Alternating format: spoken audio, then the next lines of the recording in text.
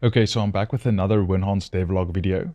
And in this video, we're going to be taking a look at some more bugs that I'm going to fix, as well as adding 2 new translations. So I've got to be honest, the pace at which I'm developing Winhance is a little bit too slow for me, and I really want to try and go a little bit faster. But the thing is, I'm also treating this as a learning experience to learn more about development and programming. So I don't want to lose that. But what I want to do in this video is to see if I can run some tasks in parallel. And by that I mean to use multiple AI agents to give each one their specific task and bug to work on, or task to work on, and to see if I can't get more done in the same amount of time that I would spend on individual issues and still learn along the way.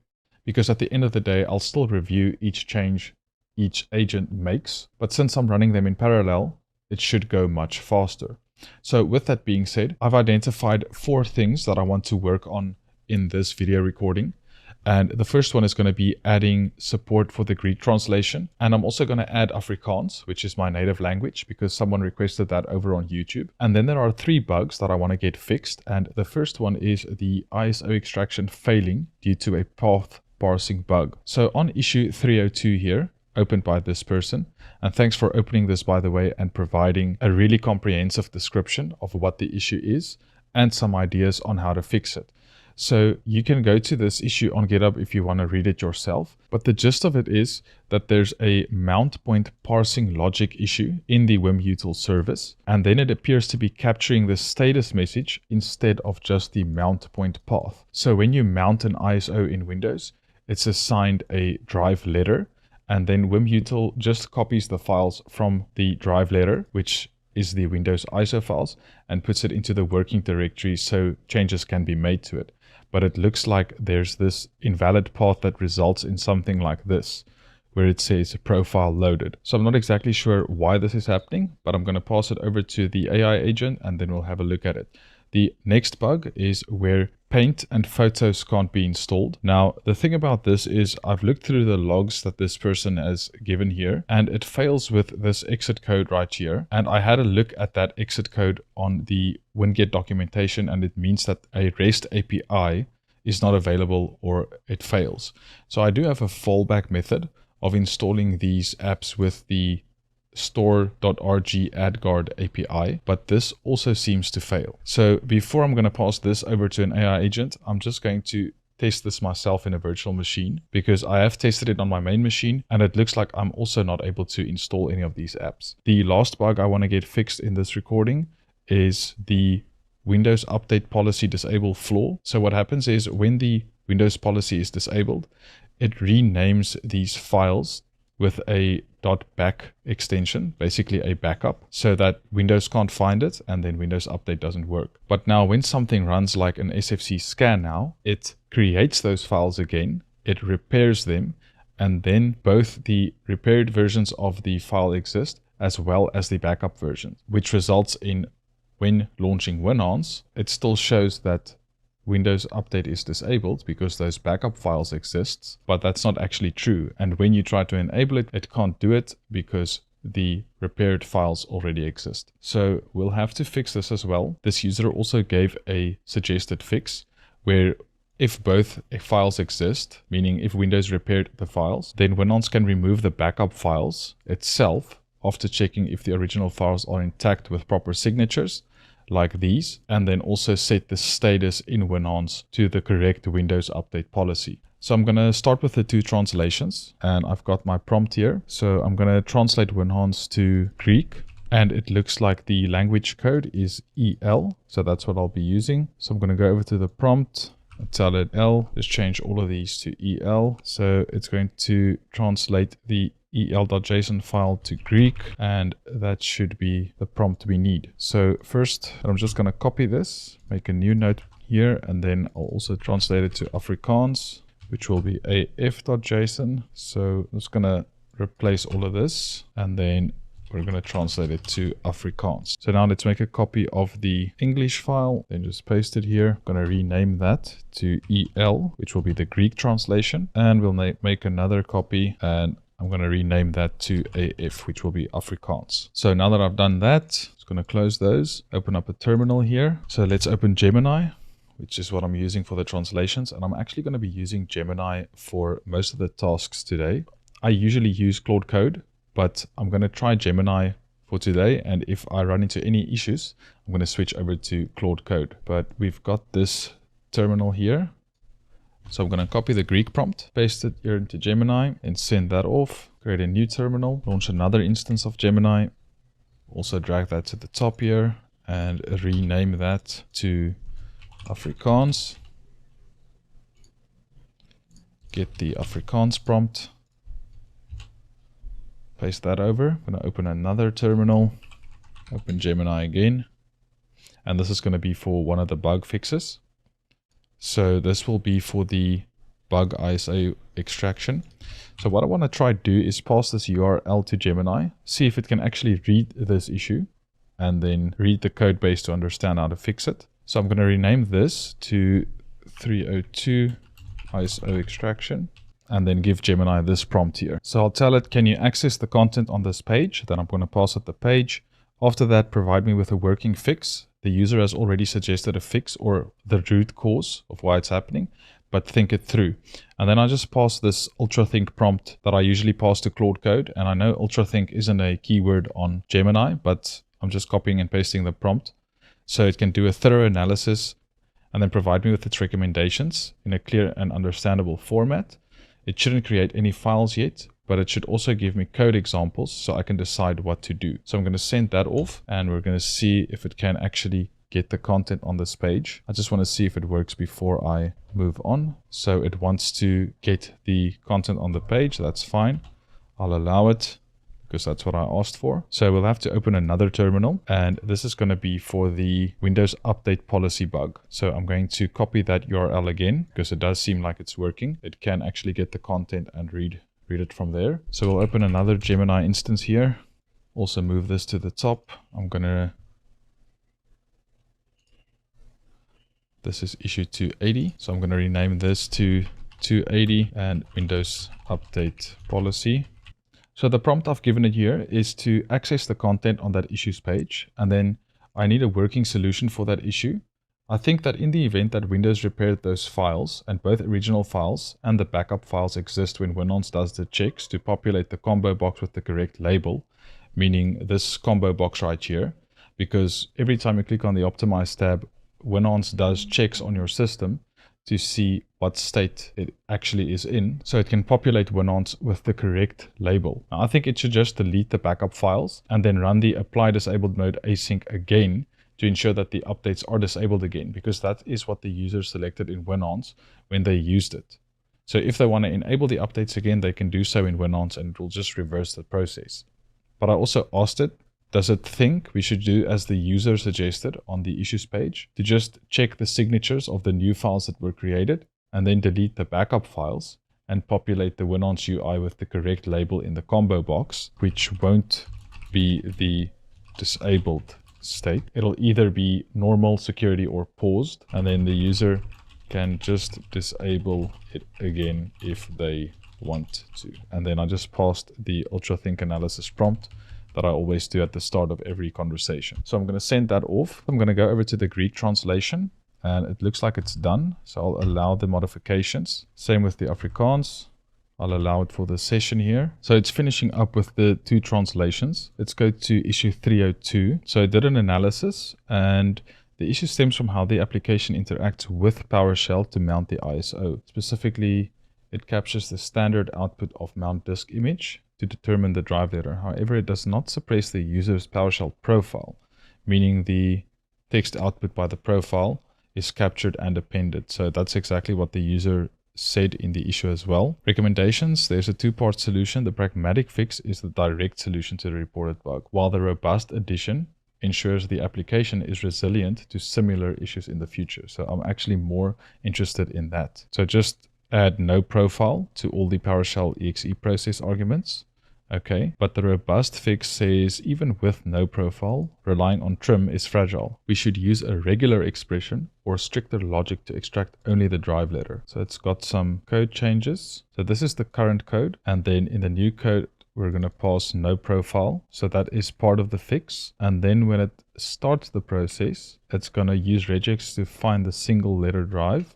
This ignores the profile loaded or other noise, even if no profile fails or isn't enough. And then there are other locations like when dismounting, and they should all be updated to include no profile. So I'm going to tell it to proceed with the pragmatic and robust fix, but I'm also going to press Ctrl and X here so I can paste my prompt where I tell it to, when it creates and edits these files, to write simple yet effective code, remove any excessive summaries and comments, and then make sure there's no leftover dry or Yagni code as it relates to this task, and then I will build and test the project myself. So Ctrl S to save that, and then all of that now appears in the prompt here. So I'm just going to send that off, because when I tried to copy and paste it directly, it just repeated the text that I typed a bunch of times, and that's not what I want. Ctrl X opens up the notepad. Then you can paste larger inputs into Gemini here and then send off the prompt. So let's go back to the Windows update policy. What does it give us here? So for the analysis, the core issue is a state desynchronization that it'll call the limbo state. So when a user disables updates, the original DLL is renamed to original back. System action like Windows, SFC, DISM detects the missing critical file and restores a fresh original file. Then both of them exist. Okay, so we know that, but at least it did a correct analysis of the issue. So we've got a method called getCurrentUpdatePolicyIndexAsync, which checks if our critical DLLs renamed, and it currently only returns true, meaning it's disabled, if any of those backup file exists, but it ignores the presence of any active DLL files, which results in a false positive in the UI. So the method called rename critical DLLs async, which is what happens when Windows Update is disabled, it skips the execution if the .backup files exist, and then restore critical DLLs async, which is when it's enabled, skips the execution if original DLLs exist, so it fails to clean up. So we've got a recommendation here, a passive detection just-in-time repair approach. We shouldn't have background processes fighting Windows. Instead, we should accurately report the state and fix the files when the user applies a setting. The application must stop lying to the user. If the original DLLs exist, the service can run regardless of whether a backup exists. So the change is to modify the method called critical DLLs renamed to true, meaning it's disabled, only if the backup exists and the original files are missing. The effect is if Windows repairs the file, Winhance will immediately show enabled or normal or security updates the next time it loads, and this puts the decision back into the user's hands. The fix: when the user clicks disable or enable from this limbo state, the code must handle the collision. On disable, if both exist, the backup file is old or stale. Delete the backup first, then rename the new original. On enable, if both exist, the system is already enabled by Windows. We just need to clean up the .back files. So I do think this is actually the best approach. And then it has some proposed code changes with the implementation plan. Fix the detection logic, handle the redisabling, restoring, and enabling. So I do actually agree with the pragmatic approach here, rather than what I suggested to just disable the updates again. This way, with the pragmatic fix, the user will now clearly see that updates are enabled and they have a choice to disable it again and it will work. So instead of forcefully disabling the updates again, we put the user back in control so they can decide what they want to do. So I'm just going to tell it to go ahead and implement this as described. Then I'll press Ctrl X so we can open this buffer here, and then I'll just paste that prompt again, close Notepad, and then press enter so it can go off and do this task. If we go back to the translations, I think this is finished now. The task is finished, it's translated it and updated the string keys file.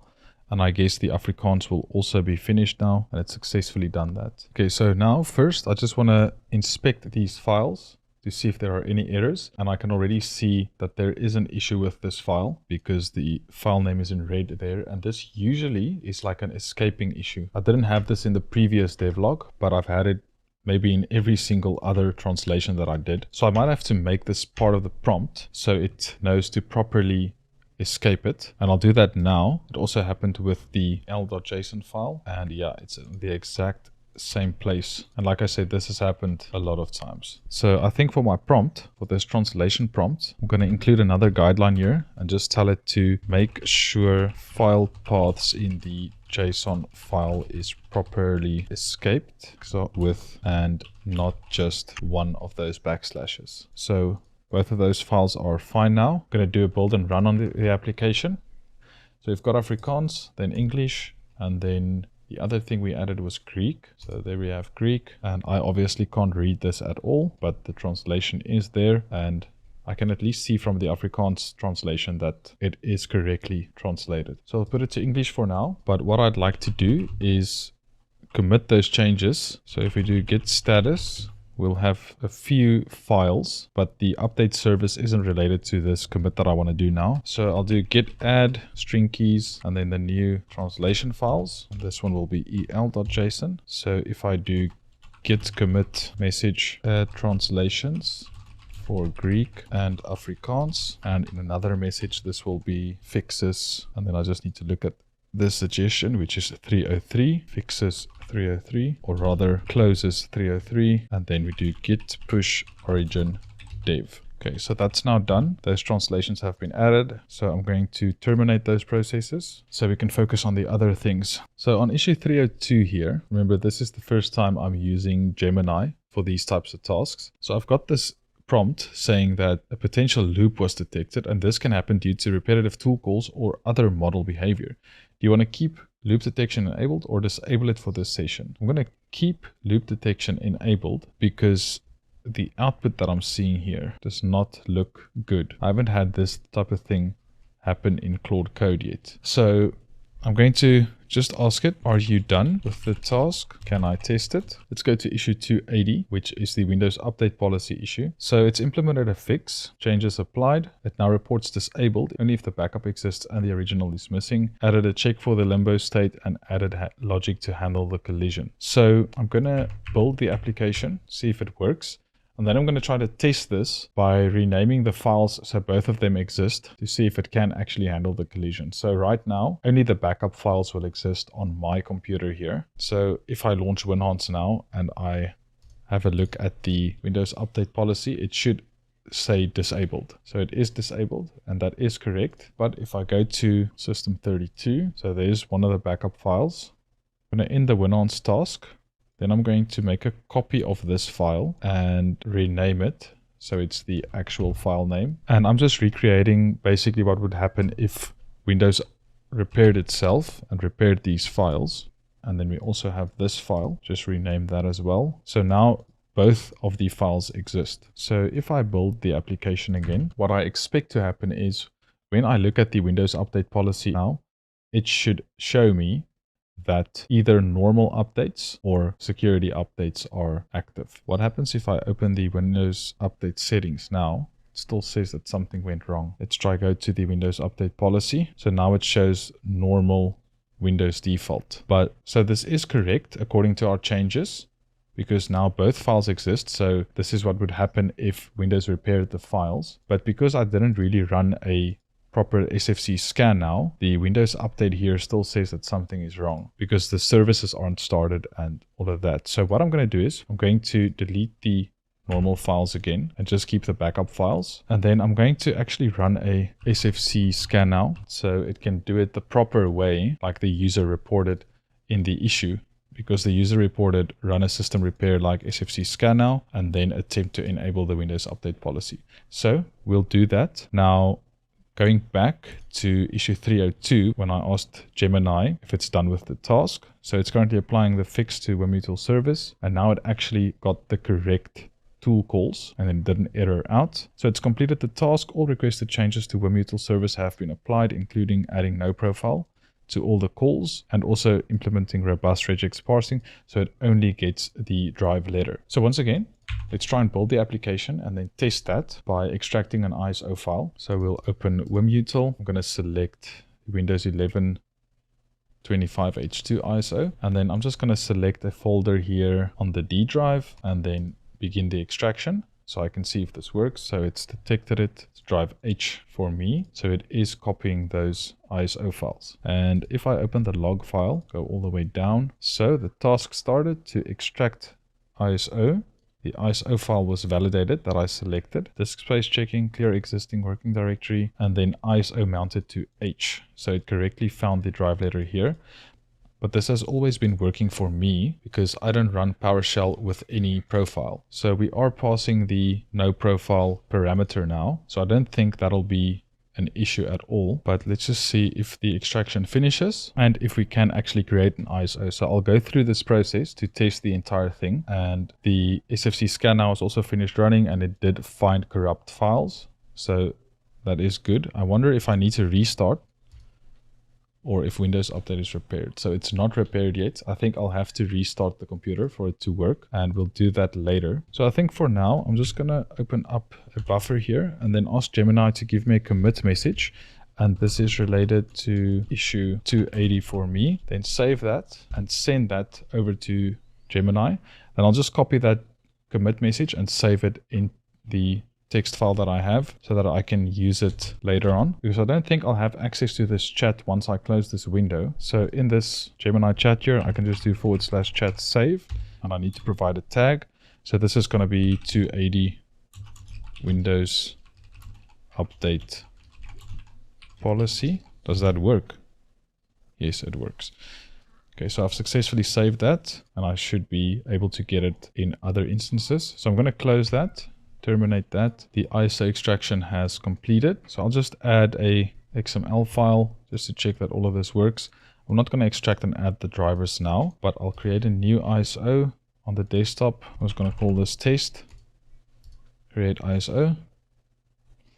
And check if that works. So the next thing I want to have a look at is issue 275, where Paint and Snipping Tool and stuff like that can't be installed. Now I've tried this on my main PC, on Winhance, and just via Winget in PowerShell, and I get this error that says failed to install or upgrade the Microsoft Store package with that error code. So I launched a virtual machine with Windows 11 25H2, which is just a stock standard default install of Windows, and I wanted to test it here as well because I tried installing the snipping tool here, and I guess I can just use this command. Let me copy that, paste it over here. Let's see if the snipping tool can be installed on this version of Windows, which is just a normal stock standard install. And I just want to see what the Winget version is. So Winget-V gives us version 1.11.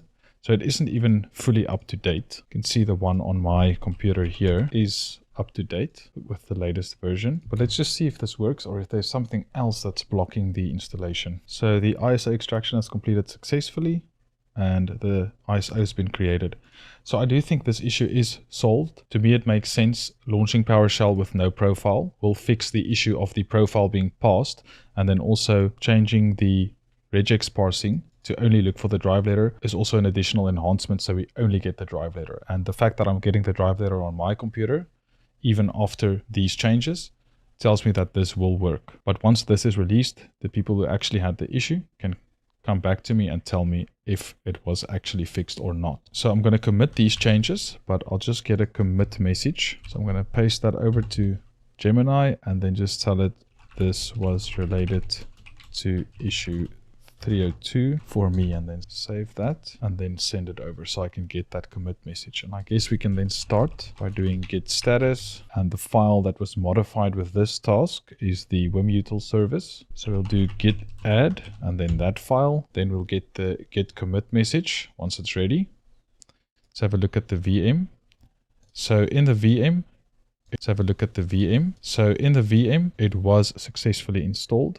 So this is not a Winget issue. This is definitely an issue when it's being installed on a installation that was installed with a auto-unattend XML file. Let me just check if I can get some insight as to what this error code means. So I'm going to open a new terminal here, open Gemini, paste that error code, and I'm going to tell it, can you go online and do research about that error code and tell me why it happens in chat here. I'm just going to rename this to installation error code so I know what I'm working with. Then get the git message, commit those changes, and then push it up to the dev branch.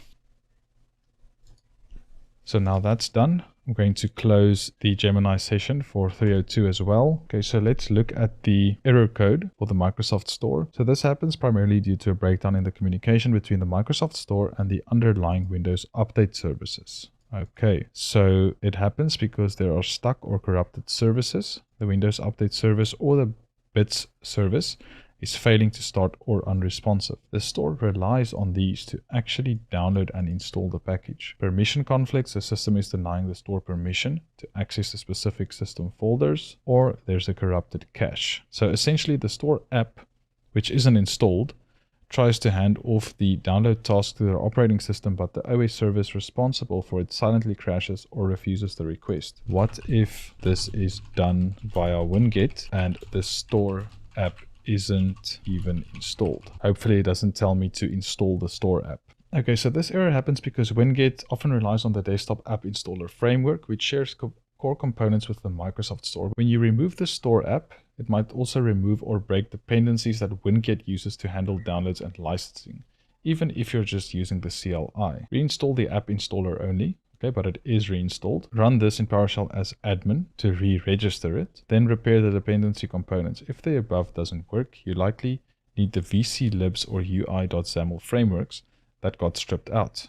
You can try reinstalling the default libraries using this command or use the independent.exe installers. Since your store backend is broken, tell Winget to ignore the store source and strictly use the independent Winget repository. But the thing is, that's not going to work for store apps that are only available on the store, like the snipping tool, for example, because I did a search here and the source is MS Store.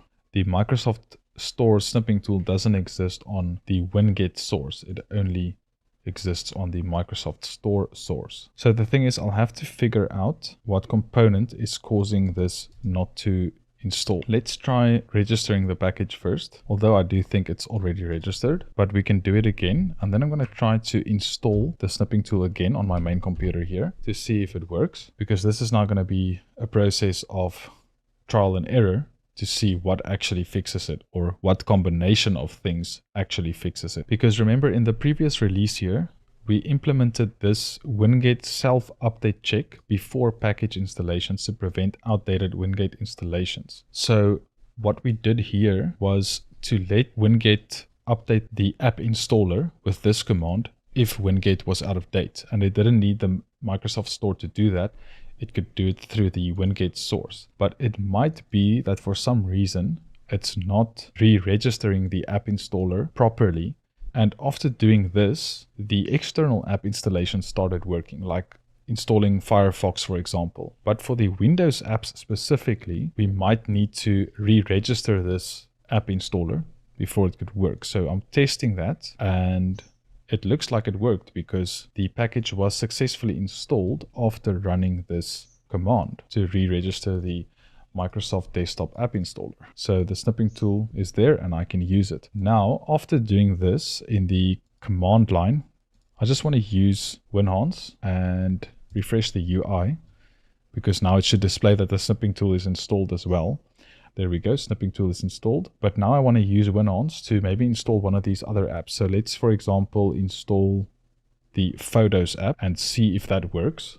So Winget is up to date and it's directly going through with the installation of the Photos app. Because remember, I had this issue on my computer in Winhance and in PowerShell before running this command. So if this command to re-register the package works, then I'm just going to add that to the flow of when we check whether Winget is available, install Winget, or update Winget.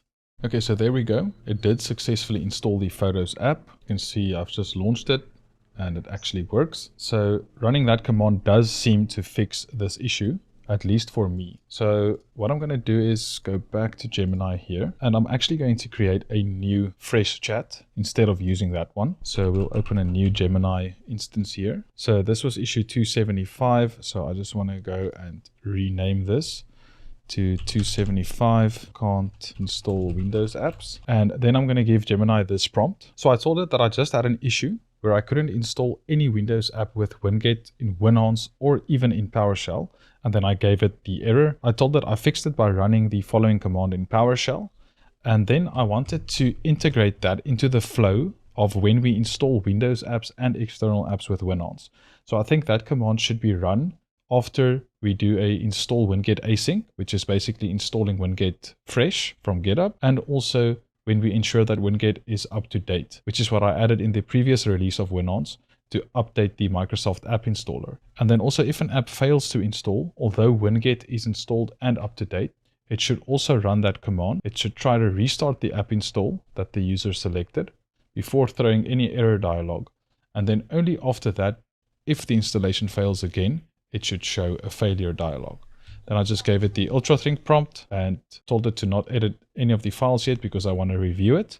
So I'm going to send that off and then we'll see what it comes back with. Okay, so it's got a proposed implementation plan. It's going to add a helper method to register the desktop app installer. Then it's going to do the proactive fix. So we'll call this method when we install or update Winget to ensure the fresh install is properly registered. So we'll register it right after initializing the Winget sources. And then after updating Winget, we'll also register the desktop app installer, which is exactly what I wanted. Then when we install any package inside of the try block, so we'll add a bool for if it should retry. If the exit code was this exit code that we got, which is the Microsoft Store package, that error code, then it'll also try to register the desktop app installer, add a small delay, and then try the exact same command to install the apps again. So this is exactly what I requested, and I think this will be fine. So I'll tell it, go ahead and implement this as described. Then just also give it my prompt so it doesn't build the project itself, and then send that off. Okay, so Gemini has successfully added all of those code examples that it gave me into the Winget service file. So let me go ahead and test the project, and I guess I'll just test and install as well. I can't really recreate the issue of the desktop app installer not being initialized. Let's just install the phone link as an example, just to test if it is still working. Okay, and there we go. The phone link app was installed and the phone link app is working. So I do think this will at least fix that specific issue. So let's go ahead and commit these changes as well. So I'll ask it for a commit message again, and this is related to issue 275 for me. Save that and then send that. And then after I've committed these changes, I'm going to have to do a restart on the computer to see if the SFC scan now repaired the Windows Update service. So copy that, do git status, git add, and this is related to the Winget service. And I'll have to copy this commit again, then commit those changes, and then push it up to the dev branch. Okay, so now that's done. I'm going to close all of these terminals because we're done with that now. So the only thing that I'm still trying to test is the Windows Update policy bug, and I'm going to have to restart the computer first before I can do that. Okay, so I just finished restarting the PC and already got a Windows Update notification. So you can see Windows Update is working. So what we're going to do is open VS Code, and I'm going to open the latest development build of Winhance. I'm going to build and run that so that I can test if the changes that we made to this actually works. And what I also want to do manually is to just check if both of the files now exist. So you can see that we've got the backup file there as well as the normal file that was now recreated by running SFC scan now. And that'll be the same for the other file as well. We actually do have both of them. So what I expect to see when I click on the Optimize tab and go to the Windows Update section is that it does not display as disabled anymore. It should display as normal or security updates only, but normal is fine. It means that the updates are not disabled. So it is correctly showing me that the updates are not disabled. Now, if I go ahead and click on disabled from this point, I want to see if it can actually properly disable the Windows updates again. So it's busy doing that. This usually takes a little while because it's renaming those files. So it looks like it's done, but the combo box still reports the Windows update as being normal, which is wrong. If I go to the Windows Update in settings, it does look like it has been disabled. And if we manually check, let me just refresh this folder. It looks like I still have both of these files where I should actually only have the backup file now. I shouldn't have both of them. And that's most probably why it's still reporting as normal. So this issue is definitely not fixed yet. So I'm going to open a new terminal here, open up Gemini. Then let's open up the chat, list saved conversations. Let me copy that, do /chat, resume, and then paste that tag. Great, so I can get back to that chat. Now I can tell it what's going on. So I basically just told Gemini now that I tested it after running SFC scan now and what's happening. Even after disabling it again, I can see that it is disabled in the Windows settings, but Winhance still reports the update policy as normal. And I also checked that both of the DLL files exist. And in this flow, if it was repaired, but we disabled it again with Winhance, surely the source DLL files need to be deleted again, and only the backup files should exist.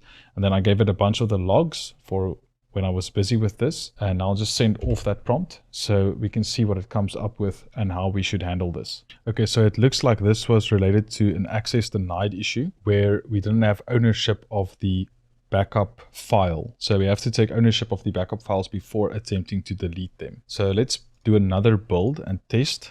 Since both files do exist now, and Winhance is going to report it as a normal Windows update policy, I'm just going to try to disable it again and see if it works properly now. So let's go to the updates. It's still reporting it as normal. Let's do disabled and see if it works correctly now. And now it correctly reports it as disabled. And if we go to settings, Windows update, it'll still say disabled. Now, if I put it back to normal, or let's say I want to put it back to security updates only, it should put it back in a state where Windows update is working again. There we go. It's working. And it will now only install security updates in my case. Then I can go ahead and disable it again. Just double check that it is disabled. Yep, it is disabled. Let's just try paused for a long time as well. Now, is the updates paused? Yes, the updates are paused. So in my use case, I am going to leave it disabled, but I think it is working properly now. And the issue that the user reported is solved because now at least Winhance will display the correct Windows update policy in case those things were recreated by Windows update.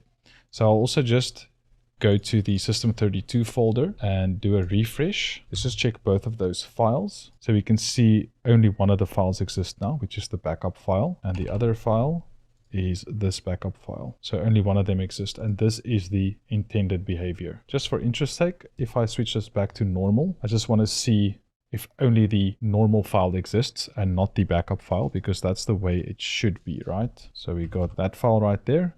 Only the normal file exists, no backup file. That's exactly what we want to see. The same with this file here. So in my case, I set this to disabled. You do have a warning there telling you that it's not recommended, but you can use it at your own risk. And that is the way that I like to use it on my computer. So I'm going to use this commit message that it gave me earlier. Then I'll do git status.